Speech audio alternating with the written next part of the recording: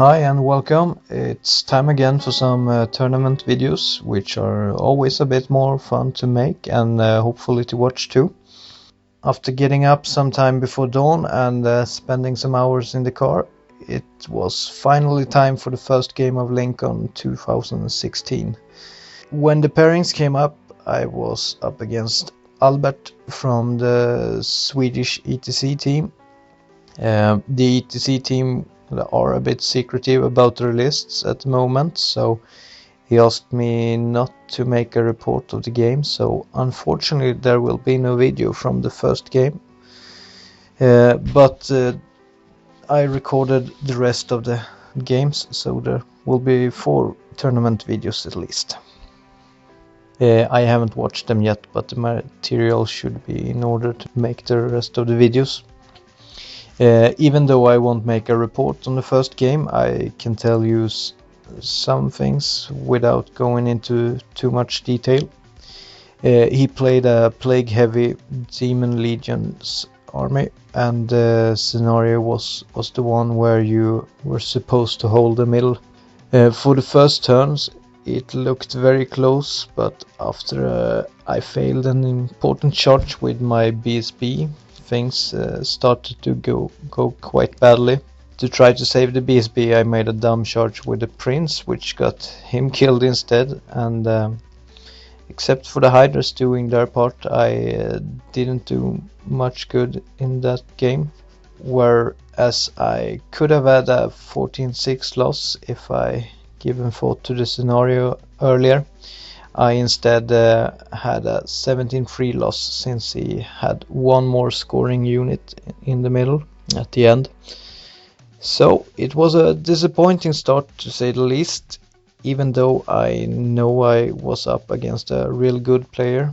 Well, for game 2, which you will see in this video, I was up against Axel and his Vampire Coven. I don't remember the list exactly, but it looked something like this. The rooms we were playing in were cramped with tables, so it was hard placing the camera without it getting in the way and turned over. So unfortunately the angles of the videos don't cover the whole boards, as you will see in the games, but most of the important stuff is caught on the tape at least. For this game we had a diagonal deploy and the breakthrough scenario. For spells I got Thunderbolt, Stars Line and the Comet. I don't remember his spells exactly, but it was basically most of the Necromancer spells and perhaps some Shadow spell. The deployment looked like this. And from his left we have 2 units of ghouls with a vampire courtier in the one closest to the middle. Then 2 blocks of skeletons with a courtier in each and a coven throne behind. Lastly we have some barrow guards with his general and then a unit of wraiths. On my side from the left is a Hydra, the altar, Oracle with the bunker, tower guards with the general with the BSB behind, then the spearman, the kraken, the raiders, and to the right out of the picture is the last Hydra.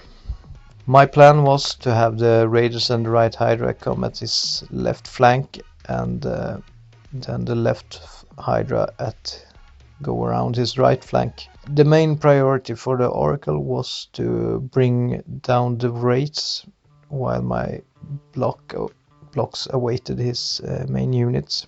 As I, after some drops, went for the first turn, I started off by moving the raiders up in his flank. The Kraken and the Hydra move up towards the hill. I move the altar up on the hill in my deployment zone, and to look a bit more threatening than it actually is. Meanwhile the second Hydra sneaks up on the left. The Oracle bunker moves into range of the wraiths. In the magic phase he stops my attempts to kill the wraiths with magic missile, but I instead get the comet off just in front of his lines, in hope of him splitting up his units a bit. The Oracle then shoots a wraith down and the raiders shoot some ghouls. In his turn he moves his block forward and also splitting them up a bit, as I had hoped. I don't remember his magic phase, but the comet failed to arrive and there was nothing else of consequence anyway. In my turn I charge his ghouls with the raiders, one in the flank and one in the front. I don't know if we played this right, but the ones in the flank actually couldn't fit within the border edge, so we called it a fail charge when perhaps he just should have closed the door to me instead.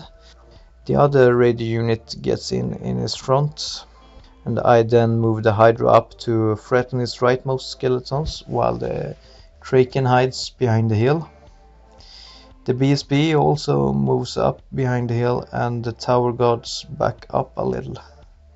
In the magic or perhaps the shooting phase I kill yet another raid and the comet still won't come. In close combat the raiders fail to kill a single ghoul and lose 2 in return, but at least they hold. His wraith tries to threaten the Hydra while getting away from my Oracle. And his barrow guards also moves against the same Hydra, while his hand weapon skeletons move up on the hill. In his magic, I think he gets Gaze of Setesh off on my spearmen, killing about 7 of them. He also might have got Mockery of Life through in an aura close to the skeletons. So, in combat the raiders still kill nothing and lose 1 more in return. And then they break and their flee roll takes them through the Hydra, which also panics. And his ghouls, I think he restrained them. Well, it's turn 3 and it's time to go in, so the Kraken and the Spearmen charge the skeletons on the right. My real objective here is to make sure that my tower guards only get 1 unit at a time, so in this case I'm willing to sacrifice the spearmen to succeed in that endeavor. Since the Hydra is fleeing, I feel forced to keep the BSB behind to give him the reroll instead of helping out, which was a pity. The raiders rally, but the Hydra continues towards the board edge. I then move up the tower guards, trying to get in decent range while still be out of range from the comet. The second Hydra plays cat and mouse with the wraiths and hide behind the hill, while the Oracle bunker strays in place for another round of magic and shooting. The altar moves away from the encroaching barrow guards. The raiders back away from the ghouls again, while the BSB stays within 12 inches of the fleeing Hydra.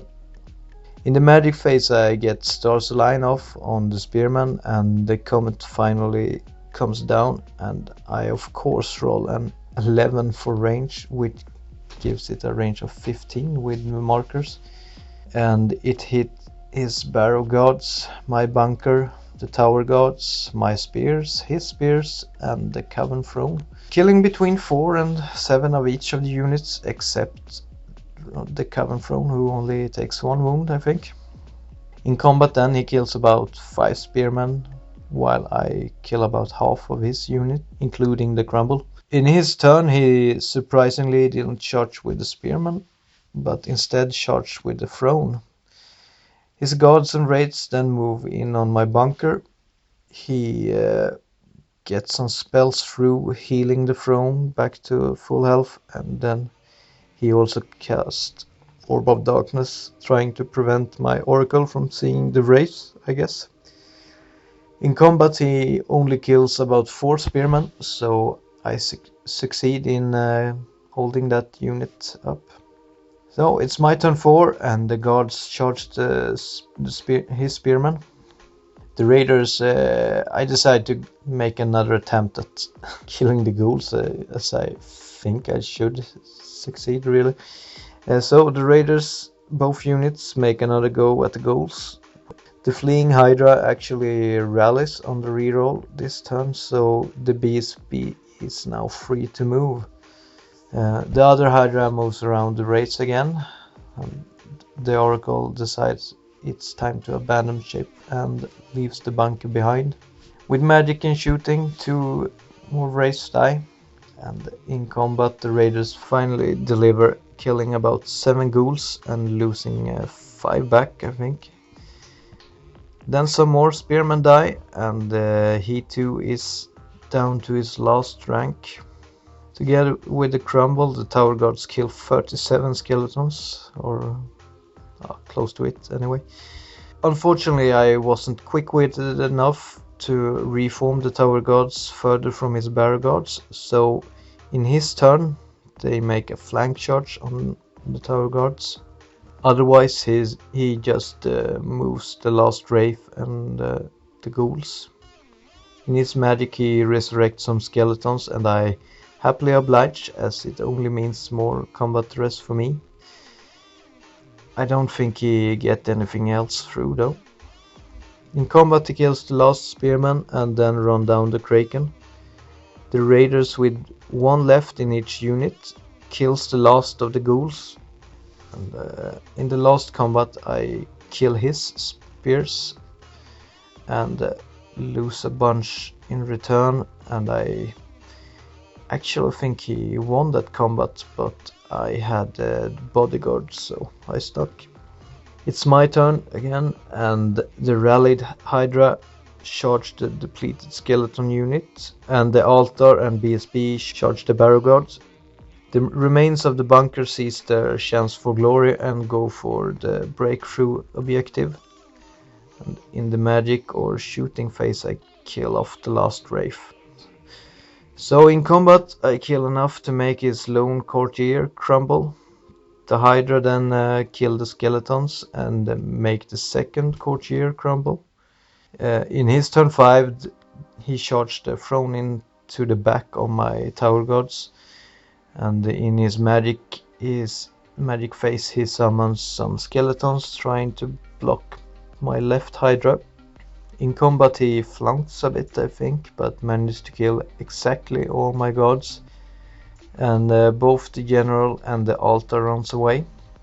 The altar rolls high enough to get away, but the general is run down. For my last turn the left Hydra charged the back of his barrow guards, and the right one charged the throne together with the BSB. The altar rally and the oracle moves into the woods, while the bunker makes it into his deployment, thereby taking the objective.